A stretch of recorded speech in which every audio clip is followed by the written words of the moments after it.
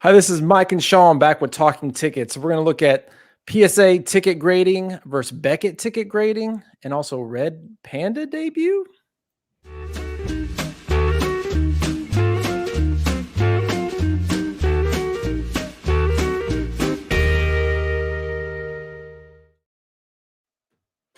Sean, how are What's you? up, Mike? I'm good. I'm good. How are you? That's right before a little pre-Christmas show before the holidays. Yeah, it's been a couple of weeks, right? Has almost, I looked at it, it's almost a month. I figure we got to get one in before everybody's doing their traveling and all that fun stuff. Yeah, absolutely. So what's new?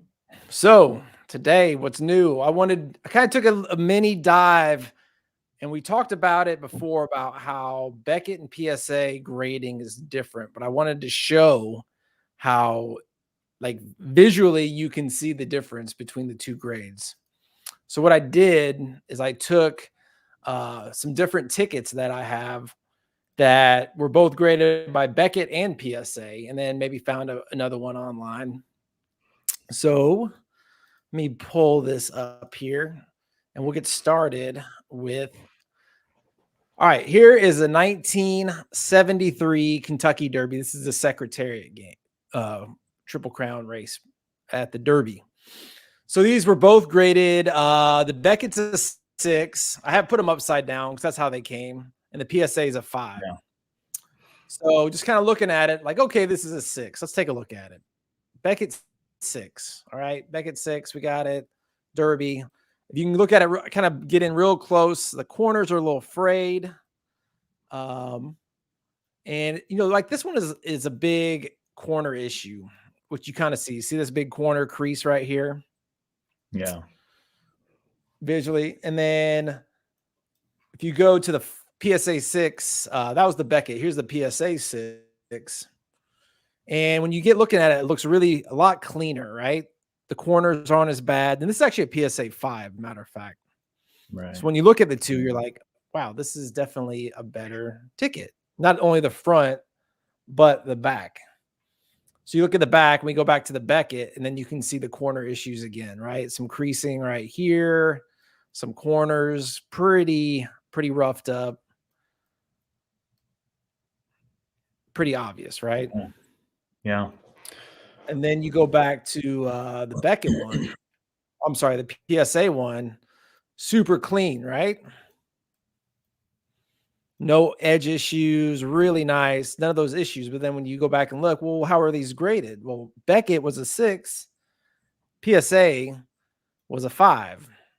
So kind of give me your thoughts on kind of what you've been seeing. And this is just one example. I have a few others on Yeah. the whole Beckett PSA.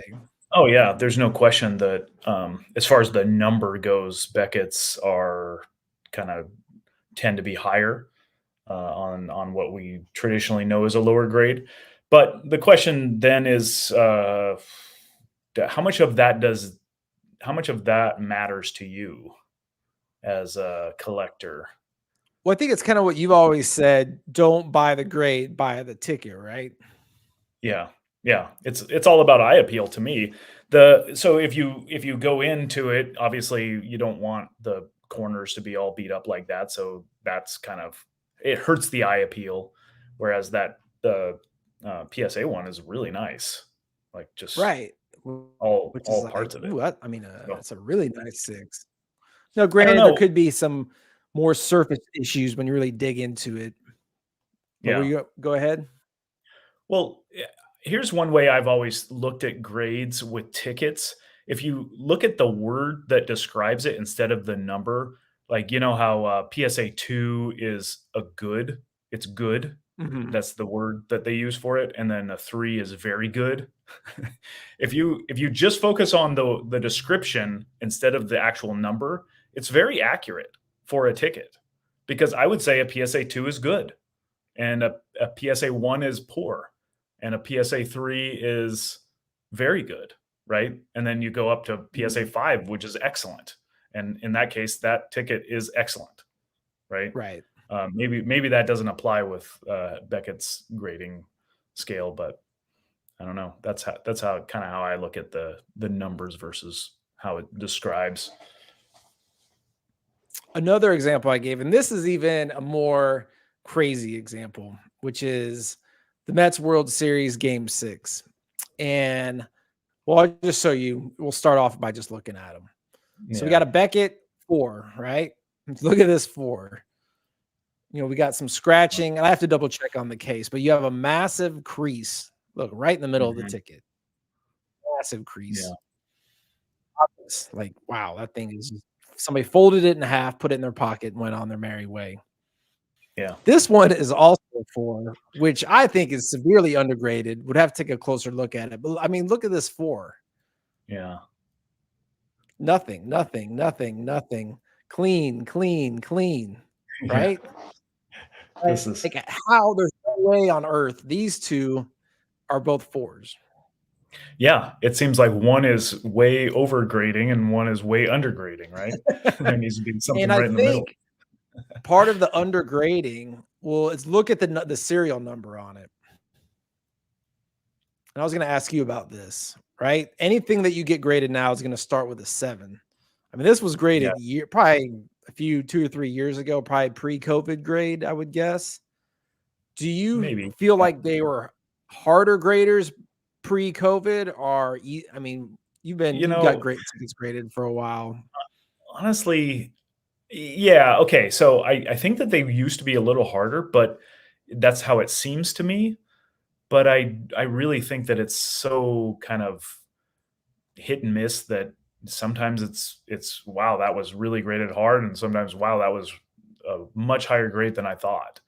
I got, my last order, I had a PSA 9 a PSA 9 that came back that I would have guessed should have been like a 5 or 4, Wow. and So but it was a 9, you know? I have no idea how they how they come up with this stuff.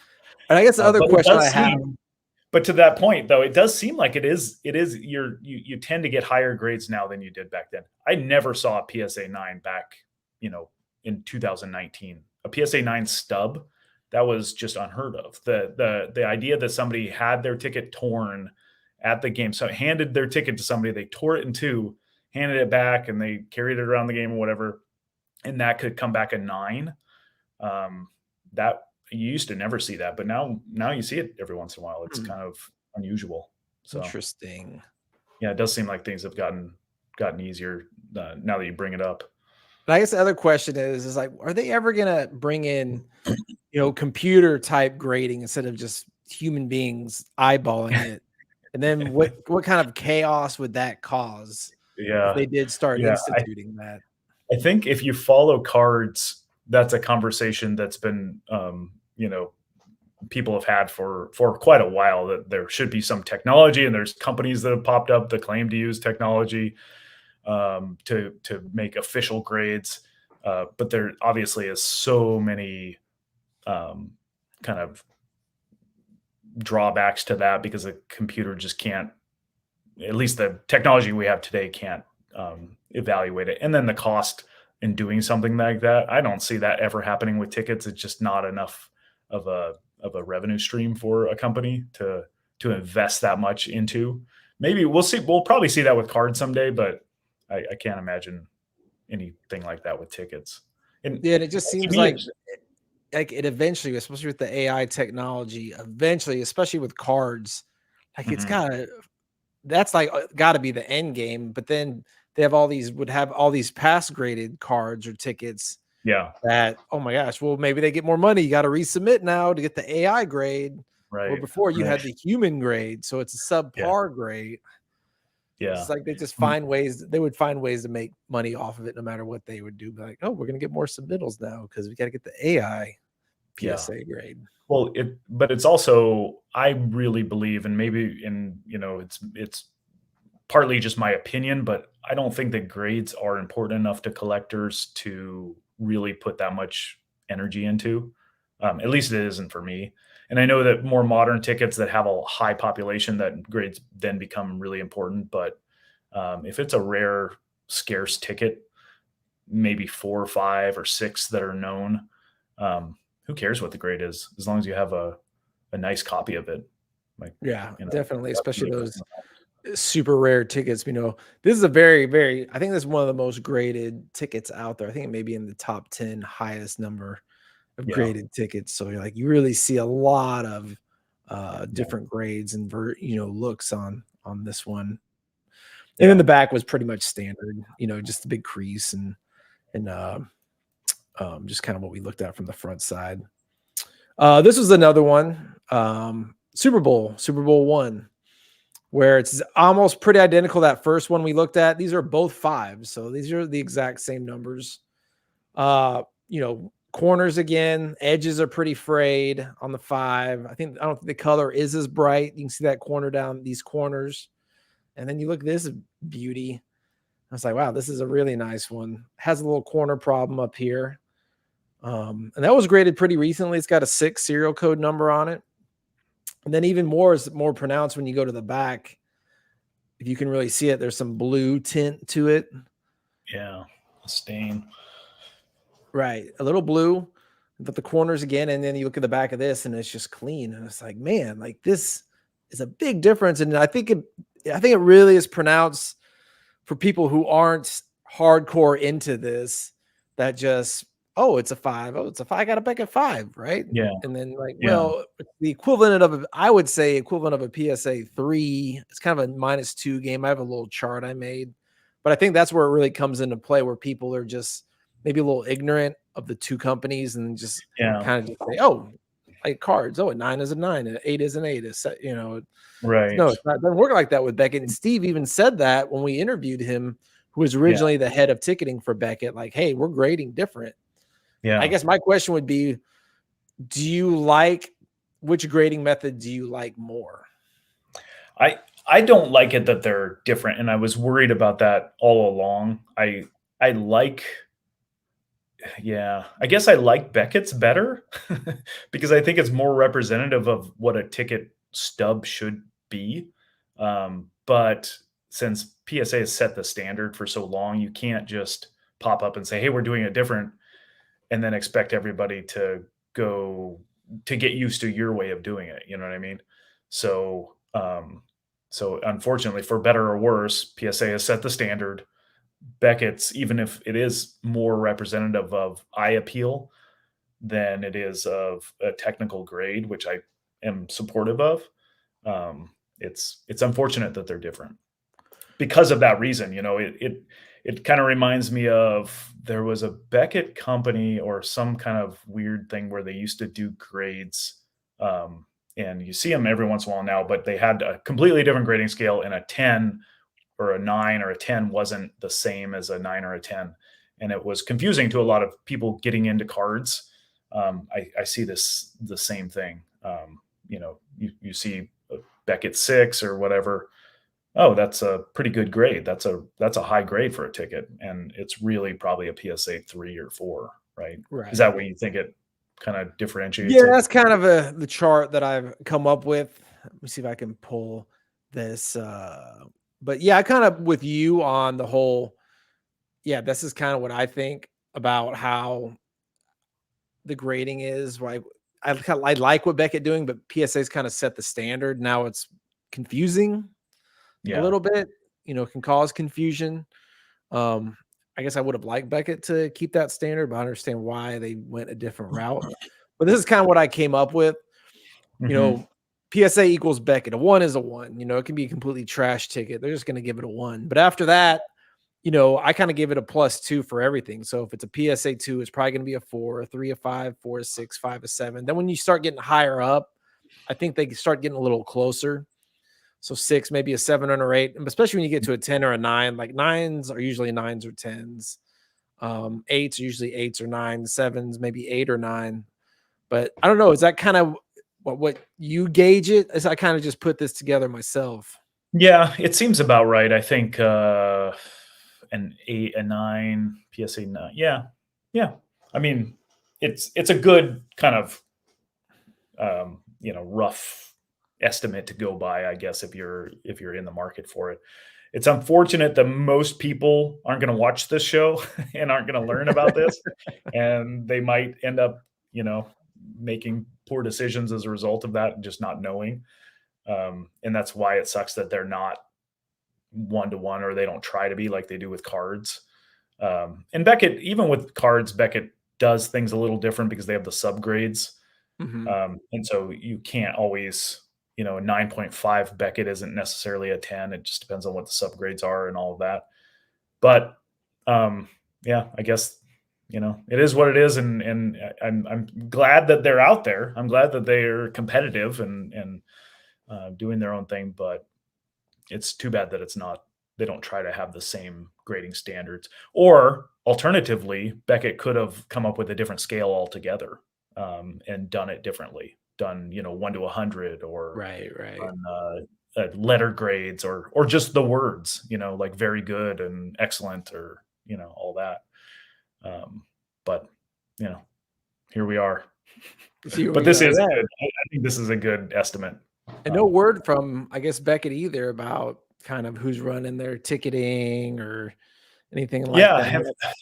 so I think that they've posted on Facebook a couple of times about tickets, so I assume they're still, promoting it and turning around orders. But have you seen any orders come back that I came back? picked some up a week or two ago. So, I think they're still doing their thing. I saw they did a big promotion for all sorts of items, but they didn't do a promotion for tickets. So I wonder if they're like, well, let's not try to get a big influx in because Yeah, right now we don't have our top dog here and we're kind of in flux. So maybe that's part of it. But I think, yeah, I think they're still going to be in the ticket game. They've invested way too much money to get out. So I'm sure they'll yeah, figure it out and yeah. get it going. What you said, you picked up an order? Yeah, I picked up an order like 2 or 3 weeks ago. Oh, did you show it already? No, I got some items that I'll show. I Oh, won't okay. show everything because some of it's some smaller stuff. Yeah, Um, but yeah, they're still, dropping off and doing their thing. So as far as I know, it's good to go. yeah. I Maybe they're had looking to hire somebody. You go put I your know I live resume in. right down the road. I don't know. I don't even know. I don't think that would work. This is what I want you to guess what this grade is. This is actually my ticket. So this is a Beckett grade. Oh, geez. That's a PR1. It has to be. Anything higher than a 1, that's not accurate. A 4? Wow. So, see, that's that's a bad, that's a Right? bad Now that's a representation. problem. I Yeah, mean, that you is a ask problem. any ticket collector, I mean, front and back, like, I mean, look at this thing. And that's the thing I wonder, like, this is a really old ticket. This is from the 60s. So are they Mhm. grading on a different scale when it comes to really old tickets? Because I mean, this is not, I mean, hey, thanks See, for the 4. I appreciate it, but I mean, this isn't a 4. I know it's so not. go back up to the 4. What's the word with that? Is it very good, excellent, or something like that? It's Very good, excellent. very good, excellent. I would not describe that as very good, excellent. I I would describe it as poor.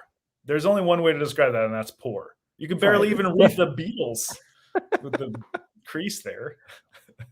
I I wouldn't even say this is good, even on the standard of a ticket stub that somebody held in their pocket and took to the game and all that, or took to the concert in this case. So, yeah, that's a problem. I agree. And this is a That great should not be a example is 4. buy the ticket, not the grade. Yeah, yeah. I think that sums it up right there. Joel Justin says Beckett slabs are too bulky and boring compared to PSA, in my opinion, but PSA is inconsistent. Yeah, I think, I maybe because Justin has thousands of slabs that he's not, that they kind of weigh down once you get a whole bunch of them, but I kinda like how sturdy they feel. I That appeals to me, and Yeah, I but like it too because they're definitely more sturdier than the yeah, PSA one. They feel more solid, so yeah, I don't have a complaint yeah, with but that. if you had 1,000 of them, they'd probably start to gain a lot of weight Right. versus the PSA ones. But I think inconsistencies, you have enough ticket sent and you have human error, like you're gonna get some wild ass, like, what is this grade? I can't believe I got this good or bad. And I guess it just comes with the territory. Yeah. Yeah, this example that you just gave there tells me that anybody anybody could grade tickets. It does not take an expert. It doesn't take any kind of experience that you need over anybody. Anybody can do it. Yes, it's just a little training and you're off and I running. don't even think you need training. I could do a better job at that by just looking at it. Yeah, I guess you would just need like a little template and be like, hey, this is what we're 1 through 10. This is what we're looking for, and go to it. Yeah. So you want to will you have anything left on the PSA Beckett? Oh no, I'm good. I'm good on that. Do you want to transition to auctions or to Red Panda? Let's do Red Panda. I have no idea what you're talking about. All right. So those who don't know, Red Panda, I always want to pull up the video, but you can easily find it on YouTube. So Red Panda basically is the greatest halftime show on earth for basketball. I'd play the video, but I think it would get all clunky and wouldn't go through. So I got some pictures. But what she does is she basically rides a unicycle and then flips teacups on her head. And she starts with like 4 or 5 teacups, like literally from her feet to her head on a unicycle. And if anybody has seen her in person, you will not forget it. Like I asked my wife, she's like, hey, you remember Red Panda? She's like, who? You remember the girl who did the teacups on top of her head? Oh, yeah. I remember that. It's like unforgettable. So for a while, I've been looking for her debut. And there's one article that basically states that she debuted in 1993 at a Clippers game on Thanksgiving, right? Okay. So I looked up the schedule of the Clippers, and basically the Clippers did not have a game in 1993 on Thanksgiving. They said they called her up Thanksgiving morning, said, we need you. Come on out here. You got to do the show. Well, they played on Saturday. So I was like, well, shoot, it's got to be Saturday. I sound like a crazy person. I contacted the Clippers. I contacted newspapers.com. I looked for everything. I looked for contact Red Panda. Nothing. So this is why I came up with. I bought this on eBay basically a couple weeks ago. It was part of my. And let me pull it up. So this is it. 1993 Saturday Clippers game. Red Panda debut. A Butte, right? It's got a little crease. And it was kind of funny because other people thought it was really funny. Now I'm like being serious because I posted on Facebook saying, hey, I'm looking for if this is the real debut. And then Darren Ravel tweeted out, I put this on Facebook and basically stated, hey, I'm trying to figure out if this is the correct game. Anybody helped out? I looked at newspapers.com for sale, 1 million. Ha ha ha. Then he puts up there, some ticket collector is looking for clarification on the Red Panda's debut with 3 smiley faces laughing, which I thought was kind of funny too. I was like kind of fired up about it. Not in a bad way. Just like, yeah, Ravel's tweeting about it. How did Ravel get this? I guess first question is, I guess he's on the Booger Stubs group. I posted it on Burgers. Ravel is in the group? Look at this. Yeah, I guess he's in the group and he sees it. Then he reposted it. Okay. But have you ever seen Red Panda live? I haven't. This is the first I've ever even heard of it. Well, if you did, she should be in the NBA Hall of Fame one day. So all you NBA Hall of Fame debut collectors, you need to go find. So hold on. Is it? So she does this regularly? It's kind of like she tours. She's been touring since '93, and she does all like college basketball, NBA, and she just is one of the halftime shows you see. I know the Supersonics aren't around anymore, so you can't get a chance to see her. Yeah, but if you're a debut collector, this is what I've been looking for a while. So everybody has those tickets. Like, man, I've been looking for years. I was like, oh my god, I saw it. It was Buckner. What's his name? Had it in a lot. Yeah, Lenny. Yeah, Lenny had it. It's like $30 for like 8 Clippers tickets. So, you did when Ravel posted that? Did somebody confirm it? Did I still don't have the info. I've been hitting everybody up, and it's a mystery. It's an unsolved mystery. So you don't know for sure if that's the game. I don't know for sure. That's a big problem right now. A lot of stress in my life over this. Trying to think of how else you might be able to. So you tried contacting the actual Yeah, organization the that Clippers couldn't get through to anybody. Talk to some rep. Hey, can you forward this email? Get through? Nothing. I thought Ravel, he's got hookups. He might find it. He didn't do nothing. I went to newspapers.com. No write up about it. There's no Red Panda contact website. So it's a mystery, Sean, like an but unsolved you mystery. did find one article that said it was 1993 Thanksgiving. Yes, but there was no. I mean, this is before they started doing Right. games on things. You know, they don't. NBA doesn't really play on Well, Thanksgiving. did you check 94 and 93 or Yeah, 92 maybe? no Thanksgiving games. Yeah, NFL. You know, NFL ruled has always ruled Thanksgiving. So Right. you know, Maybe it was maybe they meant Christmas because the NBA always plays on Christmas, right? Ooh, I don't think they started that until the last 5 or 10 years. Started doing the No, they were Christmas doing thing. it back when I was a Really? basketball fan. Yeah, in the 90s. Now you do it. This might be another problem. So, Still anybody watching, I need help. And don't make fun of me, especially like Ravel did. I need answers, damn it. No, that's a good Give one. me answers. If you know a That's a Clippers good one. hookup, This let me is know. a great example of why ticket collecting is so much fun. It's a You come treasure up hunt.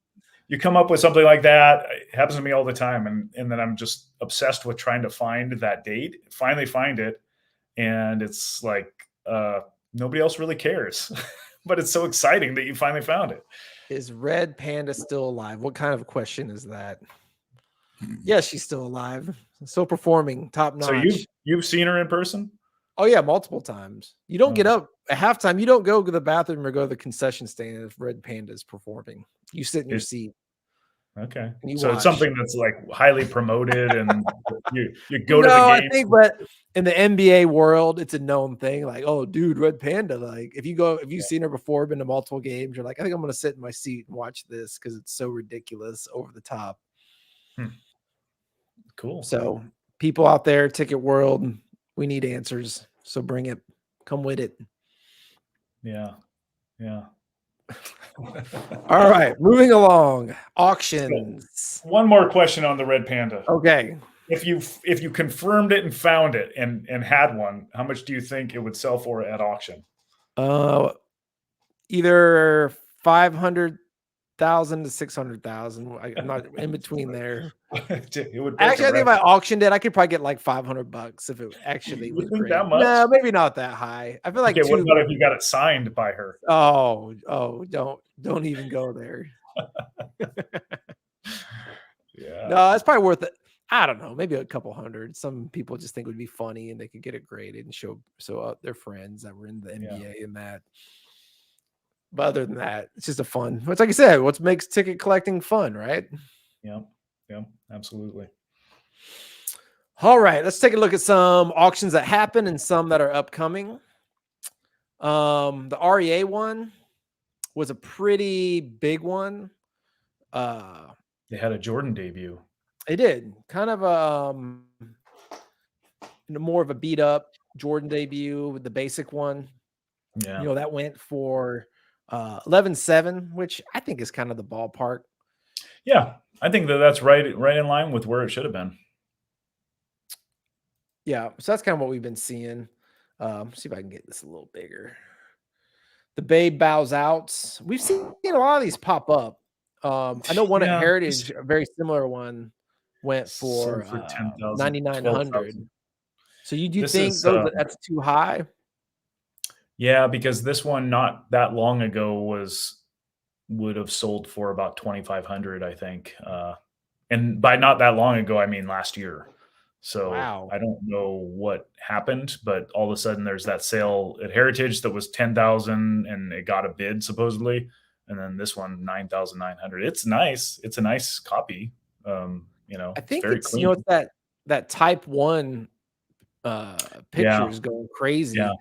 And that's an excellent point. Yeah. Mm-hmm. People want the ticket to go along with the type 1 photo, and that's a famous type 1 photo. Right. I think in that kind of just been seeing that with those tickets that you can match up. Pause for a second. Based on that, what are some other historic photos that you'd want to go get the ticket because it's going to pop in value? How about that Ken Griffey 1989? You know anybody who owns that? Yeah. The upper deck picture. No, but I'm thinking, like, for example, the Jordan dunk from the foul line. Although that one probably already has gone ridiculous in value. The Mantle throwing his cap, I think, is one Yeah, that's gone up in value yeah, quite a bit. His in his last, photos. Yeah, so that is probably already done. The value is already baked in on yeah, I those. think people have already started bidding those up. Any Mhm. famous picture that has a ticket, like, oh yeah, Yeah. gotta go get that. Were there any of these that you saw? You're like, oh man, this is what was actually I think 30,000 for a yellow full. That's a 6 though for the Jordan game winning shot. This 1903. You're an old school baseball guy. Did anything Yeah. like that stand out to you? I'm surprised that it sold for so much because that's a ticket that you can't date. Who knows what game that actually is, and so and it's in terrible condition, but it sold for over $3,000. There's a lot of vintage collectors who just really like the old stuff, and you know this kind of shows it. Yeah, because like I said, just don't even know the game. Some other ones, a lot of opening day ticket stub to the Cardinal. I mean, there's this super baseball intensive, Yeah, this is. which I'm sure you went. Oh yeah, this is the REAs every. I was going to ask you about. Go ahead. No, I was going to ask you about what you thought. So this ticket, man, like I said, you're not. I don't think a huge fan of it, but I am. So, I thought it went for a little less, but I want to get your opinion on tickets like this, where wow, this is super clean, really nice. 4, right? Which is an insanely high grade for this ticket. I think 5 is the highest. Yeah. But when it has writing on the back, like how much do you devalue something like this that looks amazingly clean on the front, but has some writing on the back? Yeah. Sometimes it has to do with what it actually says in the writing and kind of how if it blocks anything. It's not like with cards. With cards, if there's writing on it anywhere, it completely devalues it. But for me, if there's a little bit of writing on the back and it's actually relevant to the game itself, like this person wrote Willie Mays catch, which obviously they wrote that probably after the fact, but it's Mhm. it's relevant to the game. They put the score on. I don't know what that says, Dusty Rhodes, but um, so if it's just some kind of scribbling or something, I think that that's way worse than if they actually wrote something that is relevant to the specific game that they went to. I think sometimes that can add to it actually. Yeah, and when I looked at it a little closer, I already have one, and I was like, man, I feel like this is like a $4,000 ticket without the writing, but then the writing Mhm. really isn't. It has Willie Mays on it and has the score, so it's just kind of one of those things. Like I think it's more if people don't like seeing the MK on the front more Yeah, than they I don't like seeing I the agree. writing, It's yeah, because a and good that's just a kind good of percentage of ticket collectors are card collectors also, or they came from card collecting. And if there's an MK on a card, it completely destroys the value. So that's right. the And I carryover. I think it just knocked off easily $1,000 from the value of this Yeah. ticket just because of that writing. Other ones they had 47 Dodgers. Yeah. Got them. Got them. Yeah. Done I deal. won a couple of those auctions, and but that's it. That's all I've won in a while, actually. What number? So what are you up to now out of the 154? Is that how many I have 145? tickets that represent 30% of the games. So I think 31%. I think 49 tickets. So yeah, that's where I'm at. Coming right along.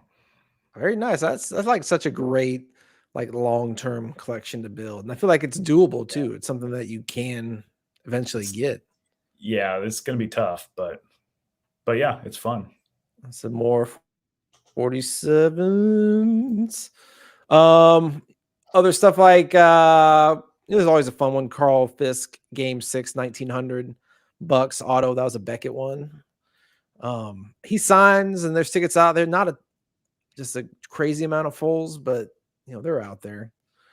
But that's a cool one. I was looking at that, and I got tickets. I never got a ticket autograph from Beckett, or a ticket that's autographed graded by Beckett.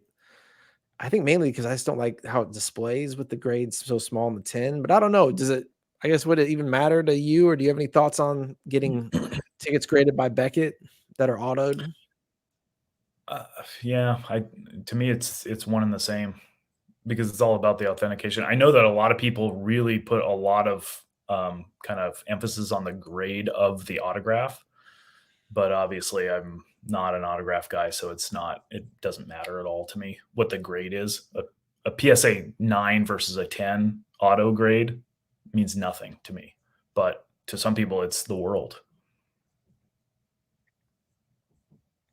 Yeah, it's a big difference between a 10. 8's kind of almost a deal breaker unless it's a super old autograph that's rare. Like, okay, this guy just never signed and he's old. But say a Fisk, Yeah. that auto was an 8. I think it would kind of kill the ticket. 9 still would not be the end of the world, but you would definitely take a pretty good financial hit. You almost need a 10 for something like that.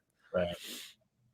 But the sad part about the whole autograph and the 9s, if Fisk just that C or the end of this K basically came off and hit the edge, they give it a 9, which is kind of ridiculous. So no matter what, like PSA, if it comes off the edge, even if it's the very end of it, it's a 9. Yeah. It's a 9 no matter what. So that's kind of frustrating. Yeah. And people ding you if you're trying to sell something like, oh, it's an auto 9. It's not a 10. It's not worth that. You got the Roger Maris 61st, 1620 kind of ball. These are some pretty good sales. I know some people have complained like, oh, tickets have gone down on some of this here and there, but like old historical baseball seems, pretty damn strong.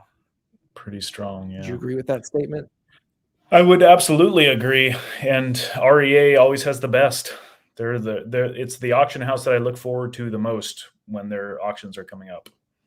Interesting. Yeah, because to me, I wouldn't say it's an afterthought, but it's not one I get into. But I could see if you're a bit, because they're heavy baseball, correct? Yeah. Always have been.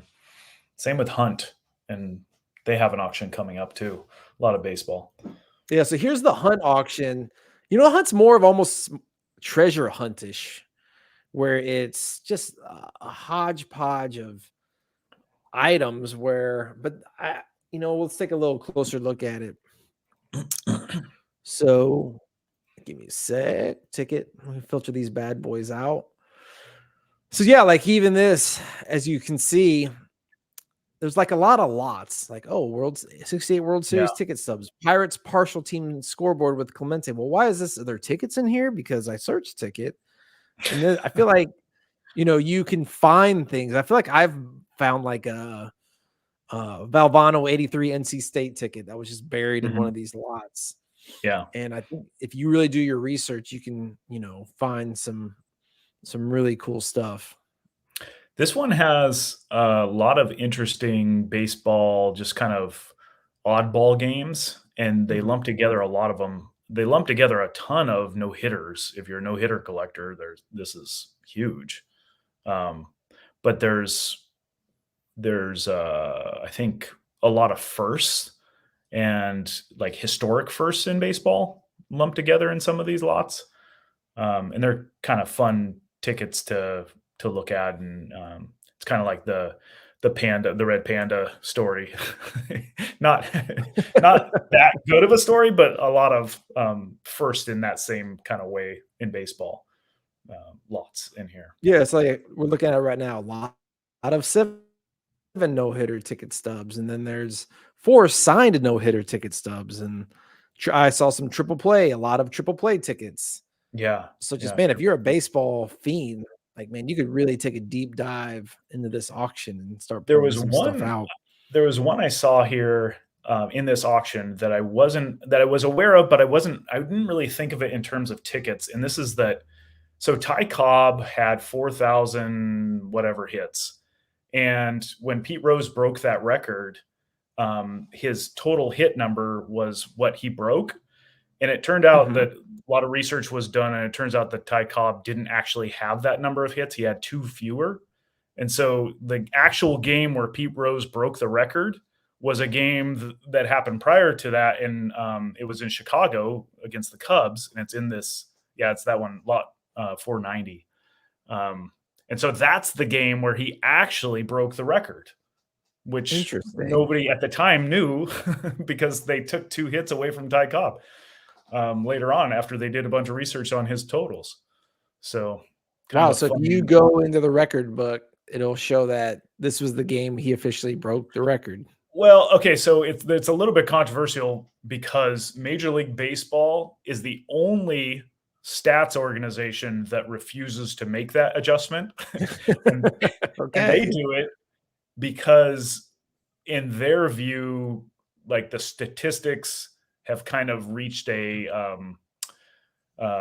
almost a statute of limitations sort of thing where it is what it is. Right. This is what we understand it to be. So this is how we're going to view it.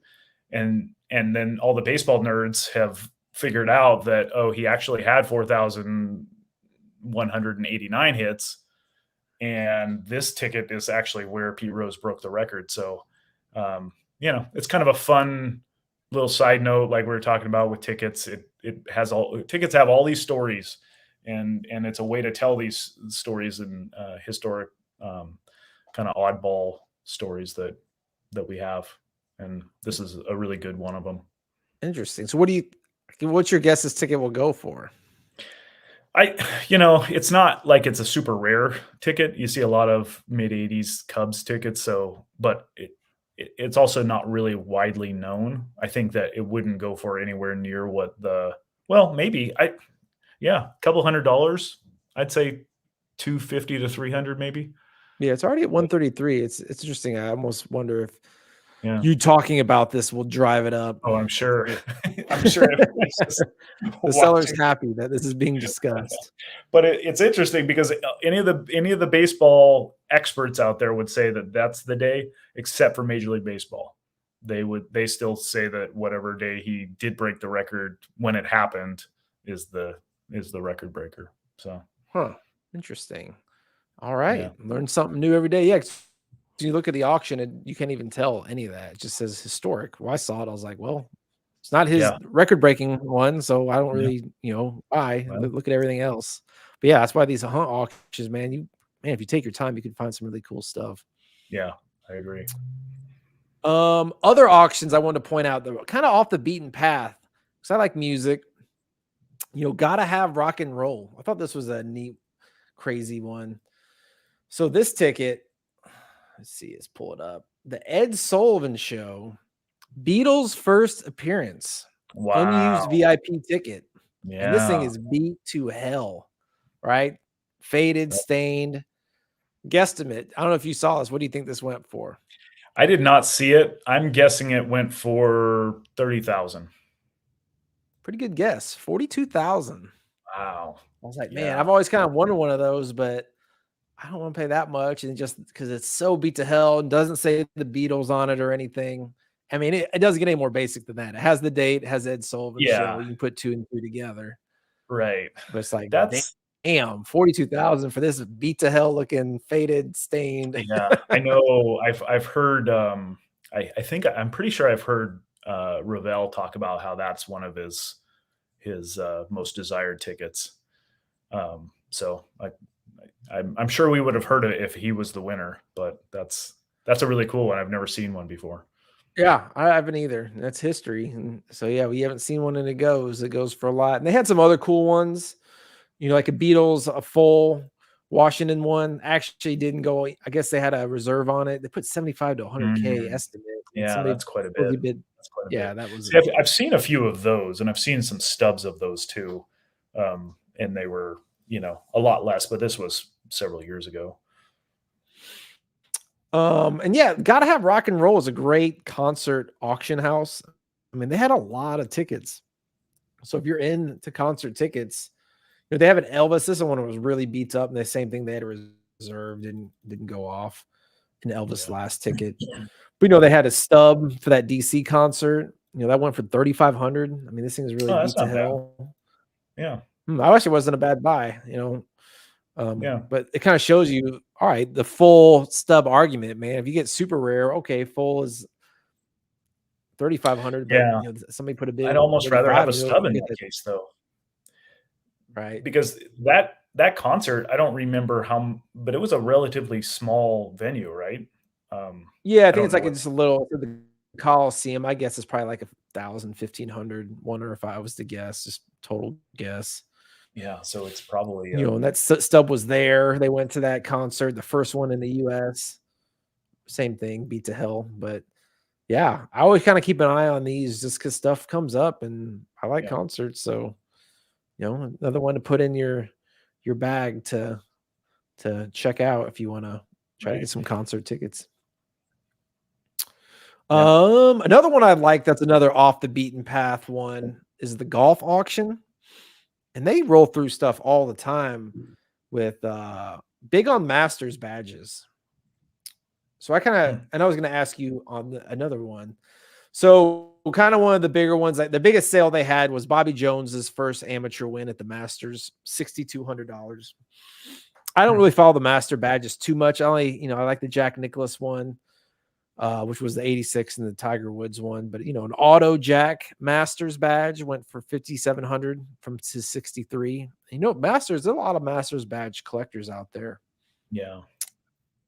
The 2021 Masters is an interesting one because it was very rare because it was the COVID one and they had very limited amount of people. Mhm. So they're hard to So find. yeah, very. And if you want to collect all of them, like this one is tough. And Masters are very old school. They'll probably always do hard badges, like no matter Yeah. what, probably 50, 100 years from now. That's just the way they operate. Yeah. I mean, this one for 5,500, just this Masters badge alone, but it was in the bag and they had a Masters one, a Tiger Woods 86. I think they had, maybe that was a different auction that I saw. But what are your thoughts of like in the bag badge that was never removed? It's almost like a version of a full. Yeah, I guess you'd have to look at the seal, but I don't think to me that doesn't make any difference. It doesn't make any difference at all. It's the same either way. Uh, I would want it out of the bag personally. I don't know that I would remove it if I bought it that way because the presumed value of it being still sealed, Right. but I think I would prefer it not to be in the bag. If that makes Yeah, I have an sense. 80 the Tiger, the big one in the bag. And I'm like, man, it seems like you said, like you pull it out and it may lose its value, but I'd like to Yeah, get it slabbed. And I assume it should 10 if it's never yeah, been touched. You never know. But if you're into badges or if you're into golf, they run these about every 2 or 3 months, and it's just tons. I mean, there's all badges. hmm And they got some really cool stuff. So all you big Tiger Woods yeah, collectors out there. yeah. Worth taking a look at. Other than that, the last few things we had, Goldin has some cool things coming up. Man, I feel like Jeter is just so damn strong on these tickets, these auto tickets. Like Yeah. Derek Jeter debut, Stub, basically didn't even get a 10 auto. We're already at let me just zoom out And a at the little box bit. office stuff too. Golden's always a little website's a little 7 grand. Right, 7 G's. I mean, is this just a Yankee New York money that goes wild for Jeter stuff? I think so. I think so. Or is it Wi you just bidding them up, buying them?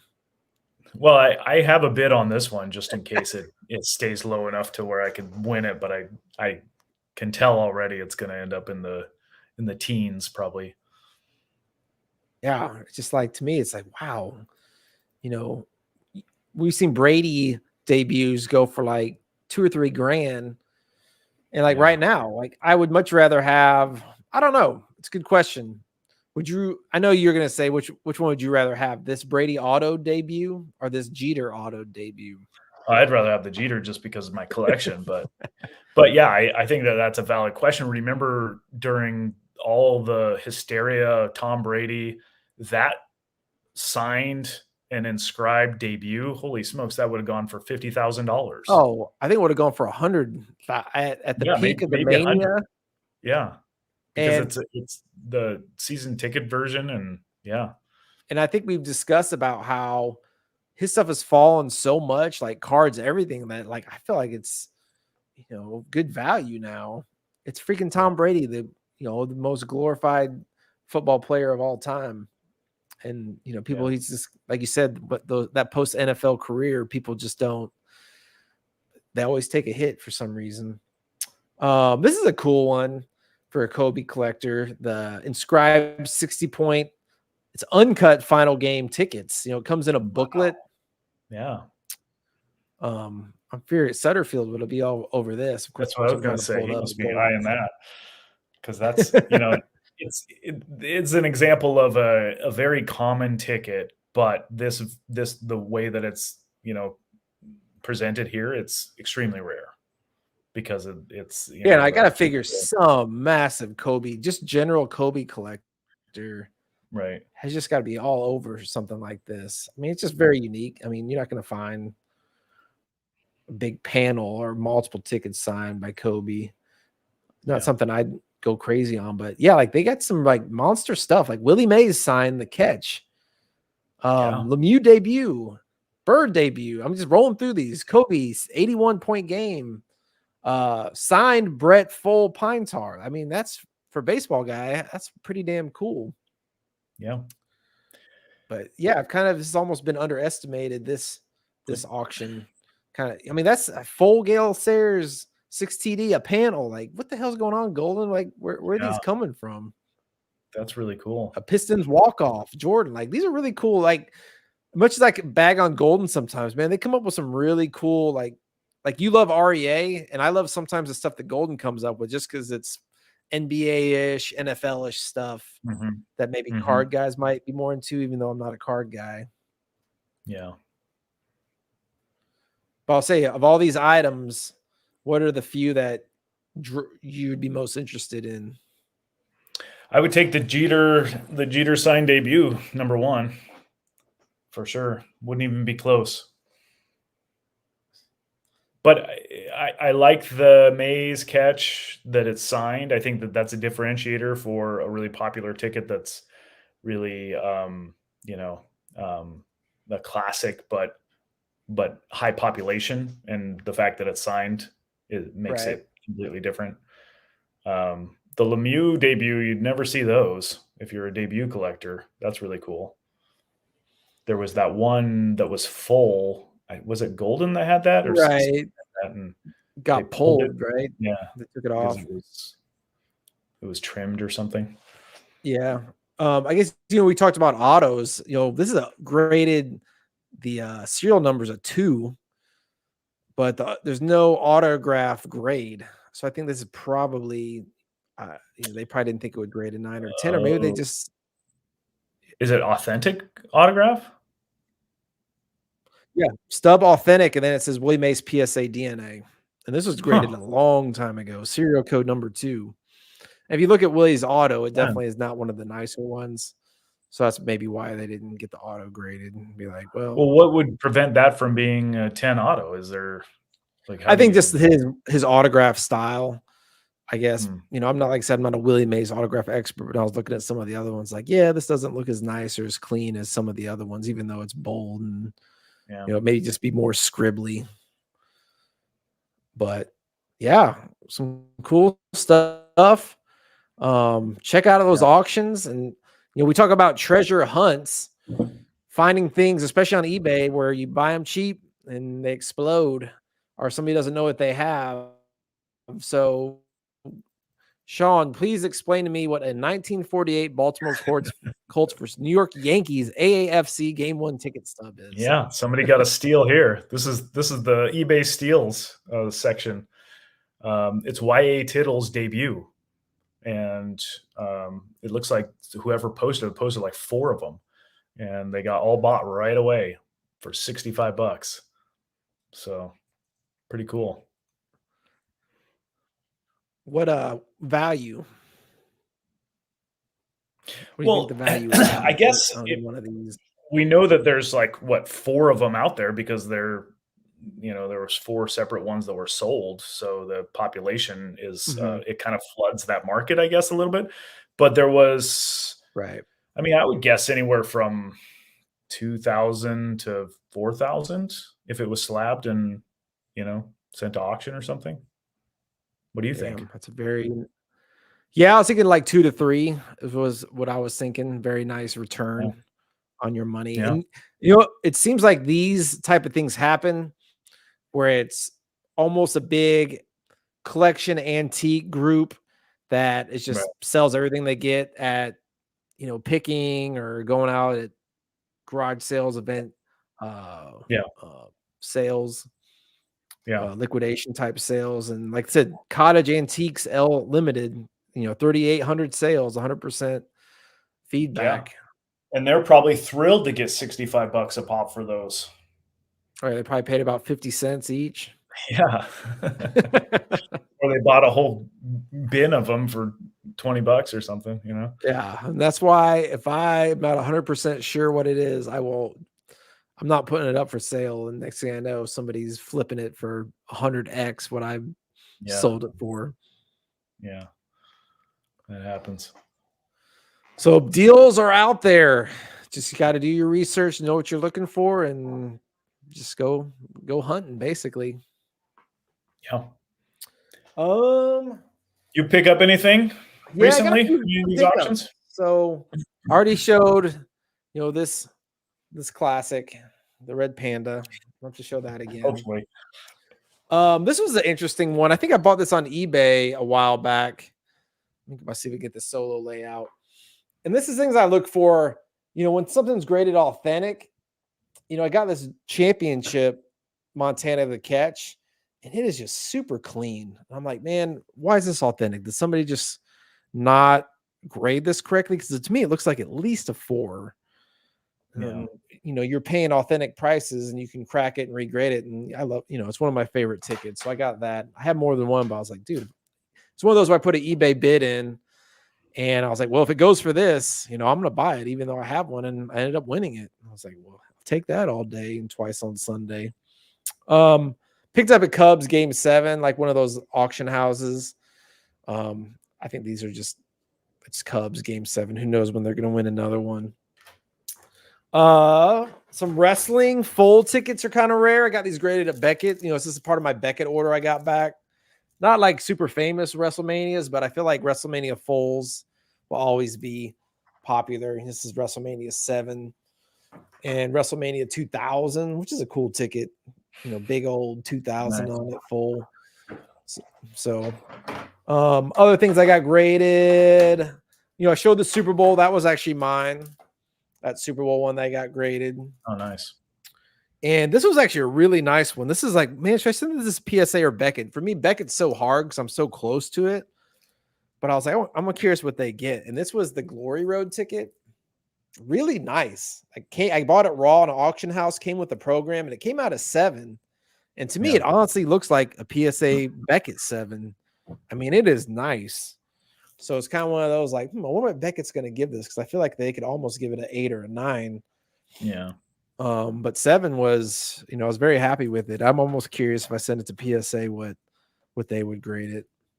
But yeah, those are kind of the things I've picked up recently. I had a bunch of order tickets. I don't want to show all of them. It's a lot of podgy random stuff. Yeah. Stuff for sale. Yeah, I may put some of them for sale. Others are for keep. Just kind of, who knows? That catch ticket is a Beckett 10. Smiley face. Are you noticing any fading on those tickets behind you that are directly in the sunlight? I haven't. I don't put any autos up, and it only is usually up certain times of the year. So I should probably think about that a little bit. When it's in the winter time, the sun's real low and it comes shining through. When it's not, it's real high. But thank you for pointing that out because I do not want them to fade. Get those blinds down. But I like the sun. So you're like, I like my tickets up. I like the sun, but I don't want my tickets to fade. So Have to figure that one out. Well, maybe you should move them into the little hallway thing that you have there, because then there's never any direct light. Yeah, then that door may bang on it or Yeah, something. then the door would hit them. Man, just all these problems. First What world about on the problems. other side where the door opens? Do you have any pickups? I got one pretty important one for me. It's I got this in a trade, and this is 1947 June 4th Dodgers. This game is famous not because of Jackie Robinson, but for another reason, because Pete Reiser actually famously crashed into the center field wall trying to make a catch, and he cracked his skull and had to be carted off. And he was, they thought that he might actually die from it. His last rites were read, and he actually ended up recovering and making it back that season. But it's what kind of prompted the Dodgers to put padding on their walls. Back then, baseball walls were brick, and it was a common injury. So it led to Ebbets Field getting padding on the walls and warning track. And later, it kind of prompted Major League Baseball in 1949 to require it for all stadiums, padding on walls. Damn, that's some dropping knowledge. Yeah. This is an important one. This is one of the most important tickets that I really have been looking for, and it's a tough one, but it's one of the more notable games of the 1947 season that doesn't involve Jackie Robinson, or, obviously he played in the game, and I'm not sure if he had any hits or not, but it's a significant game in baseball history that happened to be that same run. So an important. Man, that almost looks mint too. Yeah, it's in great shape. Back, front, back. I wouldn't say that, but yeah. So I'm pretty excited about that one. I've been looking for it for quite a while. It's a tough one. What, other than the Jackie debut, what tickets of that season are considered probably the most expensive? Well, there's obviously the first hit, Jackie's first hit, right, which was also Duke Snider's debut. That's a tough one. And then there's Jackie stole home that year 3 times. So all 3 of those are pretty tough. Mm-hmm. Especially the first one. I don't think I've ever seen one. But, anything else like Jackie's first home run, those kinds of things.